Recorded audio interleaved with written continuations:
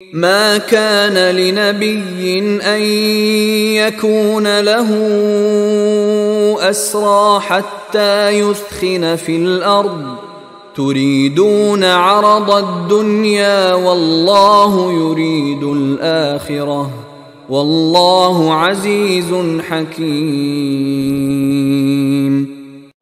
ما كان لنبي أن يكون له أسرى. اب یہ ایک اور بہت نازک معاملہ ہوا جو غزوہ بدر کے بعد کہ وہ جو 70 قیدی پکڑے گئے ان کا کیا کیا جائے. جو قریش کے 70 قیدی، اب اس کی ایک شکل تو یہ تھی، مشاورت کی حضور نے، حضرت ابوبکر کی ایک رائے تھی، حضور کی اپنی رائے بھی وہی تھی، اس لیے کہ جو مزاج حضور کا تھا، آپ شفیق، نرم، رؤوف، رقیق القلب، یہی معاملہ حضرت ابوبکر کا تھا. حضرت عمر تھے سخت، اشدہم فی امر اللہ عمر. حضرت عمر کی یہ رائے تھی کہ ان سب کو قتل کر دینا چاہیے. اگر ہم نے فدیہ لے کر یا اور معاف کر دیا، ویسے ہی یہ چھوڑ دیا، یہ پھر دوبارہ آئیں گے، کفر کو تقویت حاصل ہوگی. تو اس کو تو جب تک کہ کفر کی کمر ٹوٹ نہ جائے، یہ سانپ جو ہے جب تک کہ پوری طرح کچلا نہ جائے، اس وقت تک جو ہے ہمیں کوئی نرمی نہیں کرنی چاہیے. بلکہ وہ اس حد تک تھے کہ ہم میں سے یہ جو قیدی آئے ہیں جو ان کے قریب ترین عزیز ہوں، بس مہاجرین کے اندر وہ لوگ موجود تھے، قریش کے جو لوگ پکڑے گئے ہیں، تو مہاجرین جو تھے یہاں صحابہ کرام وہ بھی تو قرشی تھے، تو اپنے قریب ترین عزیزوں کو اپنے ہاتھ سے قتل کریں. یہ حضرت عمر کی رائے تھی.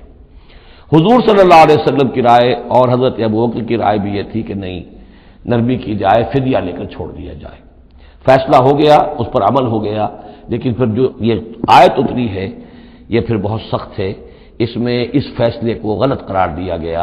اگرچہ فیصلہ ہو گیا ٹھیک ہے، لیکن یہ کہ اس کے اوپر گرفت ہوئی ہے کہ یہ نہیں ہونا چاہیے تھا.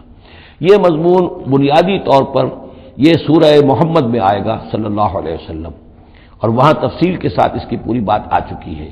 اور چونکہ سورہ محمد سورہ بقرہ سے بھی پہلے نازل ہو چکی تھی، سورۃ القتال، اس حوالے سے یہ بات جو ہے بہت اہم ہے کہ اس میں یہ قاعدہ قانون آ چکا تھا.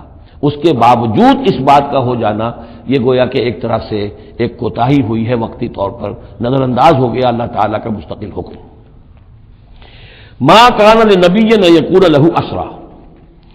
کسی نبی کے لیے یہ جائز نہیں ہے کہ اس کے پاس قیدی ہوں، حتی یسخن فی الارض،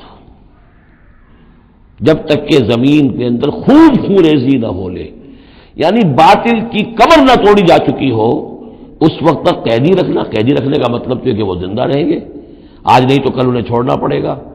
آپ چھوڑیں گے ان کو، وہ پھر کفر کی تقویت کا باعث بنیں گے.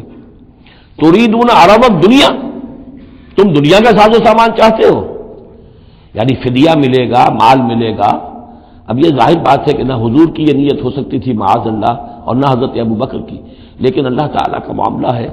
جب وہ اپنے نبیوں کے اوپر بھی کبھی گرفت کرتا ہے تو بظاہر الفاظ بڑے سخت ہوتے ہیں، بظاہر بڑے سخت ہوتے ہیں، تو اس کے اندر وہ سختی موجود ہے. ظاہر بات ہے کہ یہ بات نہ حضور کے لیے نہ حضرت ابوبکر کے لیے. تريدون عرض الدنیا، تم دنیا کا سامان چاہتے ہو، واللہ یرید الآخرہ، اللہ کے پیش نظر آخرت ہے. واللہ عزیز حکیم، اور اللہ تعالی عزیز اور حکیم ہے.